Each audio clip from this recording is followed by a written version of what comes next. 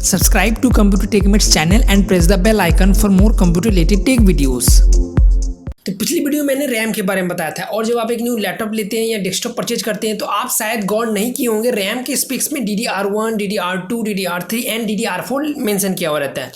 लेकिन एक्चुअल में ये DDR1, DDR2, DDR3 और DDR4 होता क्या है आज इस वीडियो में मैं आपको बताऊंगा।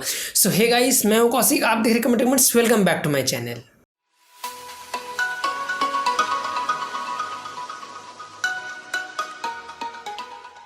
तो जिस तरह से कंप्यूटर का जनरेशन होता है, जनरेशन 1, जनरेशन 2, 3, 4, 5, जिस तरह से किसी भी चीज़ का लेवल होता है, लेवल 1, लेवल 2, लेवल 3, उसी तरह से रैम एक जैसा नहीं होता है। ये जो DDR1, DDR2, DDR3 and DDR4 है, ये रैम के जनरेशन है।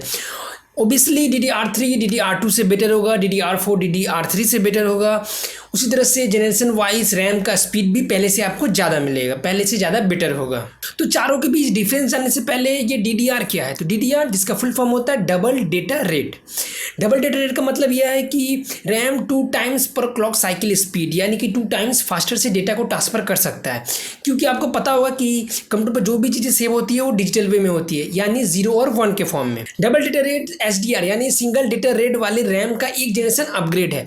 SDR वाला रैम 2000 ईयर में यूज किया जाता था, लेकिन अब लगभग सब सिस्टम में आपको DDR वाला रैम देखने को मिलेगा। तो DDR4 रैम यानी DDR1, DDR2, DDR3 और अब DDR4 रैम का यूज इसलिए किया जा रहा है क्योंकि DDR4 रैम का physical size like 2GB, 4GB, 6GB पहले वाले रैम की तरह ही है, लेकिन इसमें टेक्नोलॉजी अपग्रेड की गई है। पहले वाले रैम से ज़्यादा फास्ट काम करता है और कई सारे इंप्रूवमेंट्स भी किए गए हैं। रैम का जनरेशन कंप्यूटर के मदरबोर्ड और इसके प्रोसेसर पर डिपेंड करता है। जिस तरह टाइम टू टाइम कंप्यूटर के प्रोसेसर और मदरबोर्ड को अपग्रेड किया गया, उसी तरह रैम के भी जनरेशन को अपग्रेड किया गया ताकि सही तरीके से मदरबोर्ड के स्लॉट में फिट हो सके। रैम में कोई बैकवर्ड या फॉरवर्ड कंपेटिबल नहीं होता। अगर आपका सिस्टम DDR4 रैम के लिए डिज़ाइन किया गया है तो उसमें बस DDR4 रैम ही सेट होंगे। अगर आप DDR4 रैम की जगह पर DDR3 रैम सेट करेंगे तो वह काम नहीं करेगा।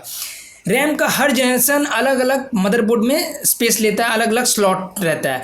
सो ये ज़रूरी है DDR4 रैम की जगह DDR4 रैम ही सेट करना और DDR3 रैम की जगह DDR3 रैम सेट करना। अब बात करते हैं DDR2 वर्सेस DDR3 रैम के बारे में। तो DDR2 वर्सेस DDR3 रैम में सबसे पहला डिफरेंस यह है कि आपको अभी DDR2 रैम देखने को नहीं मिलेगा। टेक्निकली इन दोनों में कई सारे डिफरेंस, जैसा कि मैंने पहले बताया, DDR4 रैम का मतलब 2 टाइम्स पर क्लॉक साइकिल की स्पीड से डेटा को ट्रांसफ़र करना। सो DDR2 रैम इससे डबल 4 टाइम्स पर क्लॉक साइकिल की स्पीड से डेटा ट्रांसफ़र करता है, जबकि DDR3 रैम इससे डबल 8 टाइम्स पर क्लॉक साइकिल यानी कि 8 गुना फास्ट डेटा को ट्रांसफ़र कर सकता है। जब बात स्पीड की आती है तो ओबियसली DDR2 रैम से ज़्यादा फास्ट DDR3 रैम होगा, लेकिन रैम को मापने का एक मेजरमेंट है जिसे मेगा ट्रांसफ़र पर सेकेंड कहते हैं, शॉर्ट में MTS कहा जाता है, और 1 MTS 1 मिलियन ट्रांसफ़र पर सेकेंड होता है। तो DDR2 रैम में डेटा ट्रांसफ़र रेट 400 से लेकर 1066 मेगा ट्रांसफ़र पर सेकेंड होता है, जबकि DDR3 रैम में डेटा ट्रांसफ़र रेट 800 से लेकर 2133 मेगा ट्रांसफ़र पर सेकेंड स्मैश करता है। उसी तरह फ्रेंड्स DDR2 और DDR3 के बीच वोल्टेज में भी डिफरेंस होता है। DDR2 रैम 1.8 वोल्ट्स का यूज करता है, जबकि DDR3 रैम 1.5 वोल्ट से भी कम वोल्टेज का यूज करता है।